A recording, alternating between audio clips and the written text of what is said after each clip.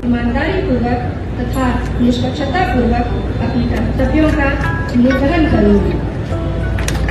आज भी मुझे वैसा ही महसूस हुआ कि अब शहर की जिम्मेदारी आई है। बड़ी जिम्मेदारी है सीसीटीवी की और नाले की और सड़क की व्यवस्था और जल की सब। मैं साल भर में चारों व्यवस्थाएं प्रमुखता से करके दूं। इसी कारण बोलते हैं ना, भारतीय जनता पार्टी सबका साथ सबका विकास, यह वार्ड क्रमांक 8 में आपको देखने को मिलेगा। पहले मैं महिलाओं और बच्चों के लिए शिक्षा और महिलाओं को रोजगार के लिए पहले से ही सोच के रखी हूँ, तो पहली प्राथमिकता महिलाओं और बच्चों के शिक्षा की तरफ से रहेगी। कई लोग का जाति नहीं बन पाया है, जैसे हमारे समरकाम समाज है और देवराज समाज है, तो अभी उनको आज तक जाति नहीं बना है, तो उनको जाति बना के देना है।